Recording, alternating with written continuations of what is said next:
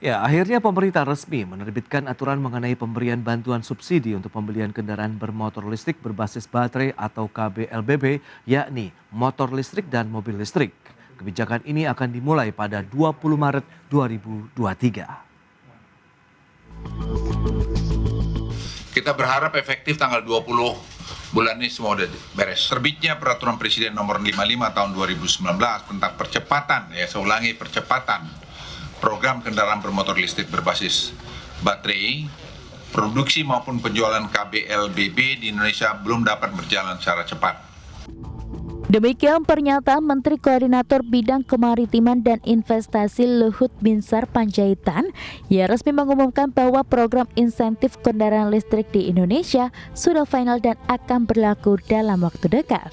Hal tersebut sebagai upaya mendorong program kendaraan bermotor listrik berbasis baterai atau KBLBB yang saat ini dinilai masih cukup terhambat lajunya, terkhusus dalam hal produksi.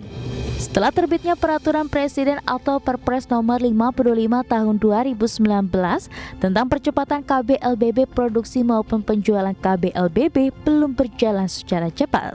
Salah satu alasannya karena terdapat ketimpangan harga antara kendaraan listrik yang ramah lingkungan dengan kendaraan konvensional. Luhut menambahkan di negara lain program serupa mulai bergerak pesat, bahkan sudah cukup menarik bagi investor. Sehingga Indonesia dibutuhkan program insentif yang mampu mendorong penggunaan KBLBB sekaligus menjaring investor baru. Dari Jakarta, Ade Firmansyah, IDX Channel. Ya, sementara itu Menteri Perindustrian Agus Mulyang Kartasasmita mengatakan bahwa untuk usulan program 2023 ini pemerintah akan memberikan bantuan subsidi untuk pembelian motor listrik roda 2 sebesar 7 juta per unit. Dan untuk motor listrik sudah diajukan sebanyak 200.000 unit motor sampai dengan Desember 2023. Adapun untuk bantuan subsidi roda 4 atau mobil listrik akan diberikan kepada 35.900 unit kendaraan. Ya, Menperin juga memberikan ultimatum berupa larangan keras bagi agen pemegang merek atau APM yang menaikkan harga dari produk-produk yang mereka sudah daftarkan untuk mengikuti program bantuan atau subsidi kendaraan bermotor listrik berbasis baterai. Agus menjelaskan mekanisme pendaftaran kendaraan listrik yang bisa mendapatkan subsidi. Produsen harus mendaftarkan kepada Kementerian Perindustrian jenis kendaraan yang akan masuk dalam program ini. Setelah itu, lembaga verifikasi akan melakukan verifikasi yang disesuaikan dengan pengukuran TKDN yang harus mencapai 40%. Nantinya Kemenperin juga akan melakukan koordinasi dengan himpunan bank milik negara atau Himbara untuk kembali melakukan verifikasi dari data yang sudah dikumpulkan. Pembayaran pergantian atau subsidi akan diberikan kepada produsen. Di mana kami pada tahun 2023 mengusulkan pemberian bantuan pemerintah terhadap pembelian sepeda motor EV itu sebesar atau sebanyak 200.000 unit motor EV sampai dengan Desember 2023. Sementara untuk kendaraan roda 4, mobil, di mana kita semua ketahui bahwa sekarang ada dua produsen, Hyundai Ioniq 5 dengan juga Wuling. Itu kami usulkan untuk sejumlah 35.900 unit kendaraan diberikan bantuan pemerintah sampai Desember 2023. Ya, pemirsa, untuk membahas tema kita hari ini, insentif kendaraan listrik berlaku 20 Maret 2023. Kita sudah tersambung melalui Zoom bersama dengan Bapak Kukuh Kumara. Beliau adalah Sekretaris Umum Gabungan Industri Otomotif Indonesia Gaikindo. Selamat pagi, Pak Kukuh. Selamat pagi. Ya, salam sehat, Pak.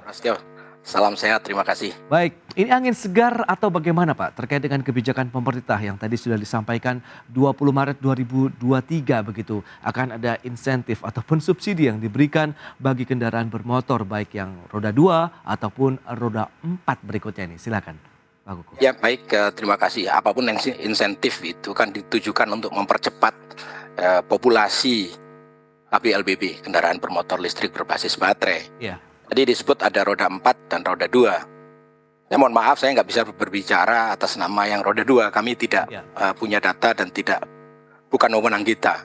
Dan ini menarik, apapun juga insentif seperti yang terjadi pada waktu kita terkena pandemi ya.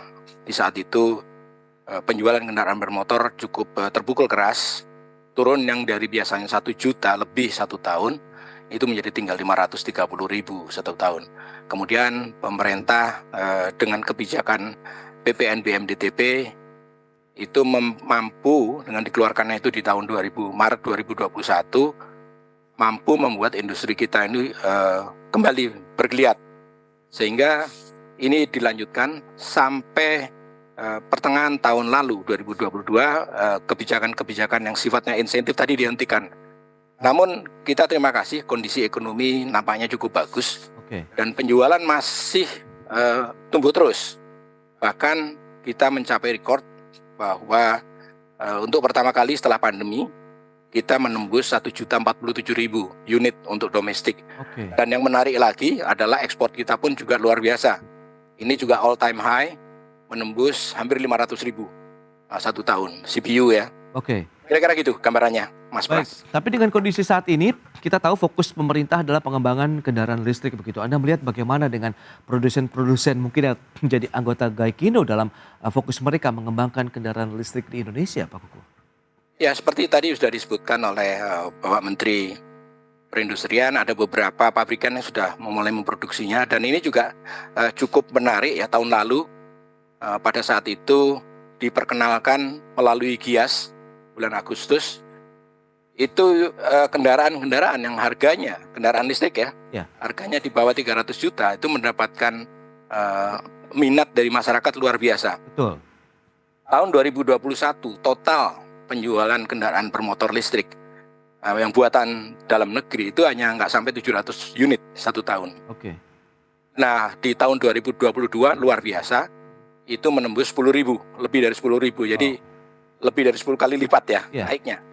Itu karena pada waktu di Gias kita juga beri kesempatan masyarakat untuk mencoba test drive di dalam ruangan. Nah ini kan pertama kali ada test drive mobil dalam ruangan. Bisa merasakan bahwa emisinya tidak ada dan sebagainya ya, senyap dan sebagainya. Nah itu juga menarik. Di sisi lain juga yang mendapat perhatian masyarakat adalah kendaraan hybrid pun yang insentifnya nggak terlalu banyak, itu juga mendapat minat. Yang biasanya di tahun-tahun sebelumnya hanya sekitar 2.000 unit setahun, itu tahun lalu juga tembus sampai ke 10.000 unit. Ini juga menarik kan, kita cermati bahwa industri kita memang tumbuh, baik yang listrik maupun yang konvensional.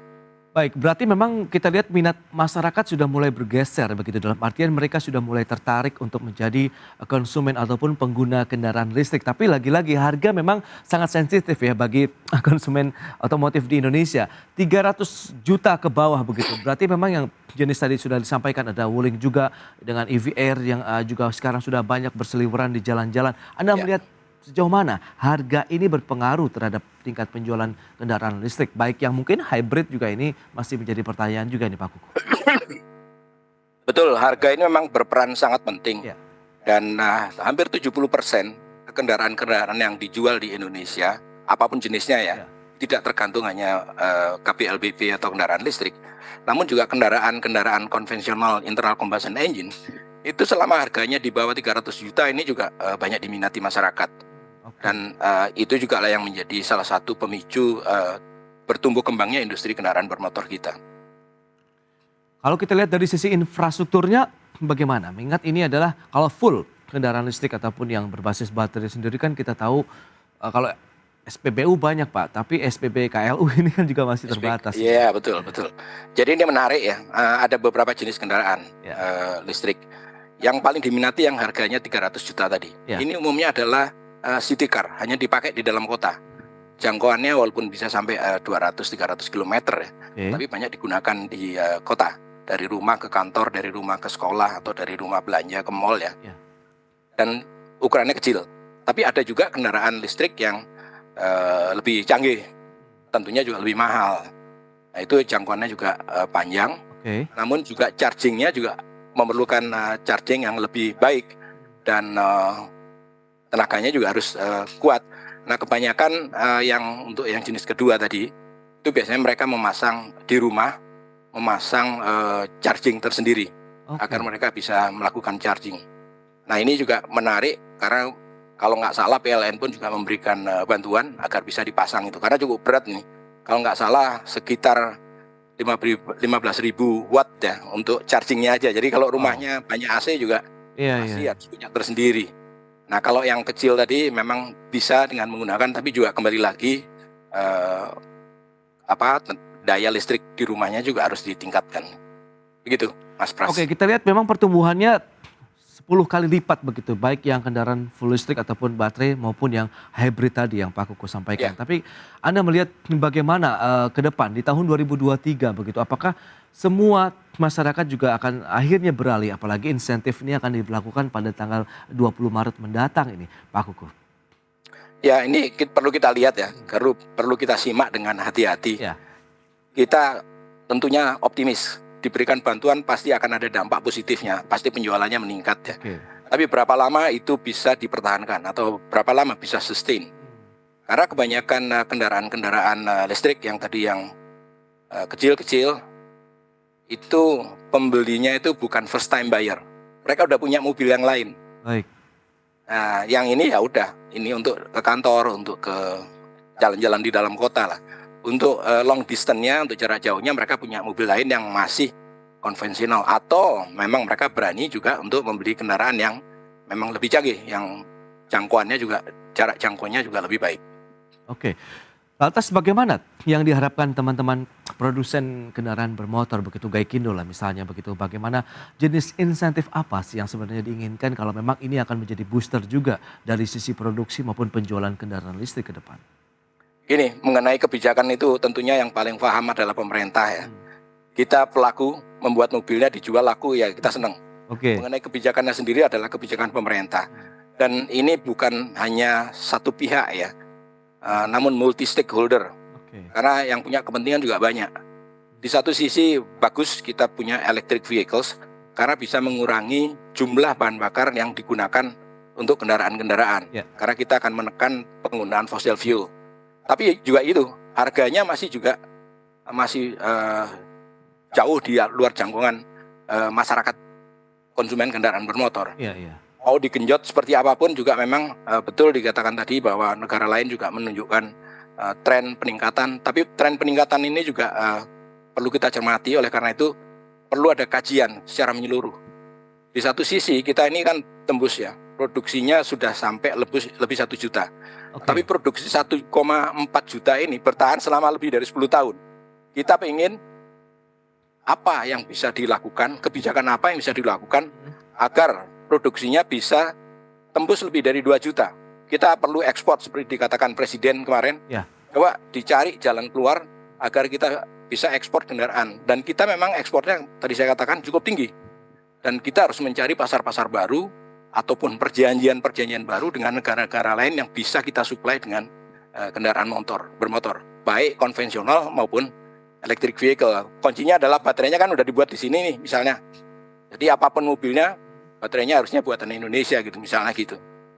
Itu dia. Memang kalau kita lihat TKDN yang menjadi salah satu persyaratan tadi yang sudah disampaikan di segmen awal begitu ya, terkait dengan 40% TKDN, dan ini menjadi salah satu yang perlu dicermati juga. Apakah harga lagi-lagi bisa ditekan dengan insentif yang nanti akan diberikan, dan seberapa jauh juga tantangan yang mesti dihadapi karena komponen terbesar baterai begitu ya Pak Kuku. Tapi kita akan bahas di segmen berikutnya. Kita akan jeda dulu sebentar Pak Kuku. Ya pemirsa, jangan beranjak dari tempat Anda, kami masih akan segera kembali sesaat lagi. Ya pemirsa, Kementerian Energi dan Sumber Daya Mineral menyatakan bahwa penggunaan kendaraan listrik berbasis baterai akan menghemat penggunaan BBM hingga 2,77 juta per tahun. Dan selain itu, pengurangan konsumsi BBM akan terjadi pengurangan juga emisi gas rumah kaca di wilayah perkotaan. Dan pada saat yang sama, industri kendaraan listrik juga akan meningkatkan jumlah lapangan kerja sehingga dapat menyerap angkatan kerja baru di Indonesia. Kementerian Energi dan Sumber Daya Mineral atau ESDM menyatakan penggunaan kendaraan listrik berbasis baterai atau KLBB akan menghemat penggunaan BBM hingga 2,77 juta per tahun. Sekretaris Jenderal Kementerian SDM Rida Mulyana mengatakan, langkah ini dilakukan bila pengguna sudah melakukan konversi dari motor konvensional yang menggunakan bahan bakar minyak atau BBM beralih menjadi motor listrik. Selain itu, pengurangan konsumsi BBM akan terjadi pengurangan emisi gas rumah kaca di wilayah perkotaan. Pada saat yang sama, industri kendaraan listrik juga akan meningkatkan jumlah lapangan kerja sehingga dapat menyerap angkatan kerja. Pada sisi konsumen misalkan atau pengguna motor sendiri, itu perhitungan kita paling tidak misalkan saya punya motor BBM terus dikonversi, itu hitungan kita kurang lebih 2,77 juta per tahun bisa saya hemat. Itu dari sisi pengguna ya. Kemudian dari sisi pemerintah juga ada penghematan 32,7 miliar per tahun. Itu nanti asumsinya ada tentu saja. Dan di sisi lain karena kita juga beralih dari BBM ke baterai yang pastinya membutuhkan listrik untuk mencharge-nya, maka kemudian akan ada tambahan konsumsi listrik 15,2 gigawatt hour ya per tahunnya. Jadi ada peningkatan. Rida menambahkan ada 3 syarat untuk peserta penerima program subsidi konversi motor listrik. Pertama, kualitas motor masih prima atau tidak sering mogok dan masih layak pakai. Kedua, yaitu dari sisi administrasi motor tersebut wajib lengkap termasuk telah menyelesaikan kewajiban pajak. Bagi masyarakat yang memiliki 2 unit sepeda motor, Rida memastikan hanya 1 unit motor saja yang dapat menerima subsidi insentif kendaraan listrik. Ketiga, yaitu sepeda motor dapat dikonversi menjadi motor listrik di bengkel-bengkel yang telah tersertifikasi. Kementerian SDM akan berkoordinasi dengan Kementerian Perhubungan dan Kementerian Perindustrian untuk menentukan sertifikasi motor. Dari Jakarta, Tim Liputan IDX Channel. Ya, pemirsa, kita lanjutkan kembali perbincangan bersama dengan Bapak Kukuh Kumara, Sekretaris Umum Gaikindo. Pak Kukuh, kalau kita lihat beberapa informasi yang memang disampaikan, harapannya cukup tinggi juga ya dengan bagaimana fokus pemerintah untuk menggunakan kendaraan listrik dan memproduksi banyak kendaraan listrik di Indonesia. Nah, tantangan terbesar ataupun mungkin salah satu komponen yang membuat harganya masih cukup tinggi itu untuk kendaraan listrik di bagian yang mana nih, Pak Kukuh? Yang memakan biaya adalah baterainya. Saya tidak menjelaskan mengenai motor ya. Tapi misalnya untuk kendaraan roda 4 atau lebih, baterainya itu cukup mahal. Itu ada kisarannya sekitar 40-60% harga mobil listrik itu adalah dari harga komponen baterainya sendiri. Nah, ini cukup mahal dan berat. Baik. Karena untuk mobil-mobil yang ukurannya mobil kota ya, seperti supaya gampang misalnya seperti Corolla gitu ya, seukuran itu baterainya sendiri udah beratnya sekitar 450-550 kilo. Wow. Jadi cukup berat ya. Dan kemudian harganya juga mahal. Nah, ini kan masyarakat yang sudah pernah menggunakan hybrid dengan skala baterai yang lebih kecil, mereka ada tahu berapa harga baterai ini cukup mahal tuh. Oke. Nah, apa yang perlu disikapi juga oleh para produsen begitu sehingga masyarakat juga paham bahwa memang biaya untuk salah satu komponen harganya yang cukup tinggi ini tidak bisa di-cover, dalam artian apakah tidak ada insentif yang difokuskan untuk meminimalisasi atau mengurangilah harga dari baterainya sendiri, Pak Kukuh, sejauh ini ya? Ya, ini memang teknologi yang belum final ya mungkin ya. Jadi di seluruh dunia, bukan hanya Indonesia saja. Walaupun katakanlah Indonesia memiliki raw materialnya seperti nikelnya atau mungkin manggannya dan sebagainya. Tapi harga teknologi sendiri, penelitiannya sendiri, itu masih memakan biaya yang sangat tinggi. Jangankan kita gitu ya, negara yang paling maju dan paling banyak menghasilkan KPLBB mobil listrik adalah Cina. Cina itu menghasilkan lebih dari 1 juta unit mobil listrik setahunnya. Oke. Namun jangan lupa, Cina menghasilkan kurang lebih 28 juta jenis kendaraan yang lain. Jadi 1/28 ya masih kecil kan. Dan itu pun kalau di Cina subsidinya juga besar. Baik Cina maupun Korea pun memberikan subsidi sekitar 1 unitnya $15.000. Ya. Nah, jadi itu betul-betul tantangannya itu dari segi teknologi maupun dari segi finansial skema finansialnya seperti apa supaya ini juga bisa adopsinya tinggi. Namun kembali lagi bukan masalah gampang, kita pengen lingkungannya bagus, namun ya teknologinya belum sampai sana. Teknologinya ada tapi harganya juga masih mahal, itu kan kayak apa ya, teka-teki silang aja gitu kan. Iya. Oke, nah dengan kondisi yang ada, kita lihat dari sisi investasi di kendaraan listrik sudah ada Hyundai, kemudian Wuling di SFK begitu sudah memproduksi mobil listriknya di Indonesia. Anda melihat memang masih dari investasi asing kah yang, atau dalam artian menjadi salah satu pesaing lagi dari produsen otomotif di Indonesia begitu Pak Kuku? Ya ini menarik ya, sebetulnya ini yang berita-berita seperti ini yang nggak sampai ke negara lain ya, mengenai investasi. Indonesia peluang untuk mengembangkan industri kendaraan bermotor ini luar biasa, potensinya besar sekali. Indonesia merupakan pasar mobil roda 4 atau lebih terbesar di ASEAN. 34% pasar mobil ASEAN itu adanya di Indonesia. Dan lagi berulang kali juga kami sampaikan, rasio kepemilikan mobil di Indonesia relatif masih rendah. Baru 99 mobil per 1.000 penduduk. Oke. Walaupun kemarin Presiden juga mengatakan ini udah macet di mana-mana, iya. Iya betul. Tapi itu kan kebanyakan di kota besar ya. Ya. Dan kemudian dengan perkembangan pembangunan infrastruktur yang luar biasa, bukan hanya di Jawa, tapi di pulau-pulau lain di seluruh Indonesia, ini juga memicu sentra-sentra ekonomi baru. Contohnya saja kalau dulu masyarakat mau dari Jakarta mau ke Surabaya, umumnya kan naik pesawat tuh. Iya. Sekarang cenderung kalau bisa naik mobil nih sambil jalan-jalan, sambil kulineran gitu kan. Oke. Nah itu kan juga membangkitkan ekonomi di sepanjang jalan tolnya atau jalan biasanya kan. Dan ini yang membantu juga pertumbuhan ekonomi kita cukup bagus ya. Mudah-mudahan demikian seterusnya. Nah kalau misalnya dengan kondisi yang ada kemudian investasinya juga semakin banyak, bagaimana dengan akhirnya tingkat persaingan dari industri otomotif sendiri di Indonesia? Karena kita tahu juga kan masih banyak produsen-produsen otomotif yang sudah lama begitu hadir di Indonesia ini Pak Kuku. Ya ini yang persaingan pasar ya. Ya.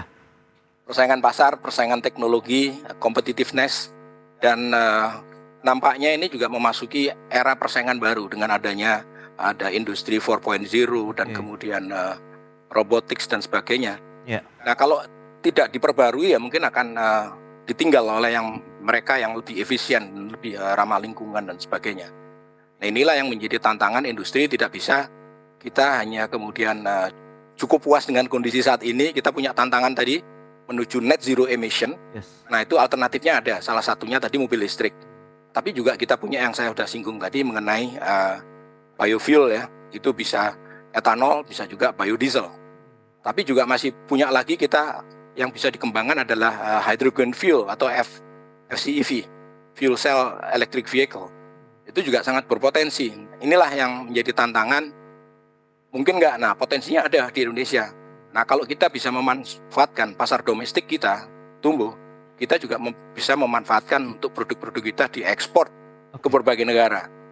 Jangan lupa juga misalnya negara-negara lain juga masih banyak yang memerlukan conventional vehicle. Kita bisa memproduksinya gitu kan. Iya, betul. Itu jangan dilupakan karena ini juga menjadi backbone dari industri otomotif kita. Baik, Pak Kuku terakhir, optimisme Anda tanggal 20 Maret 2023 begitu bahwa nanti akan ada aturan yang memberikan kemudahan atau insentif bagi kendaraan listrik di Indonesia, seberapa besar Anda melihat potensinya? Kita cukup optimis melihat, kita harus optimis, namun kita punya tantangan bukan hanya di dalam negeri tapi keluar. Jadi ya kita harus optimis tapi tetap waspada ya. Jangan sampai nanti kita terlalu optimis tapi kemudian ada hal-hal yang kita lewatkan dan kita kena masalah. Kira-kira gitu Mas Pras. Baik, Pak Kuku terima kasih banyak atas waktu dan sharing Anda berikan dan insight yang menarik terkait dengan perkembangan industri otomotif ya, khususnya kendaraan listrik di Indonesia. Maju terus juga untuk kendaraan listrik di Indonesia. Terima kasih banyak dan selamat melanjutkan aktivitas Anda Pak Kuku. Terima kasih. Baik, terima kasih. Ya. Selamat siang. Ya pemirsa, 1 jam sudah saya menemani Anda dalam market review dan tetap saksikan IDX Channel, your trustworthy and comprehensive investment reference. Saya Prasetyo Wibowo beserta kerabat kerja yang bertugas undur diri. Terima kasih dan sampai jumpa.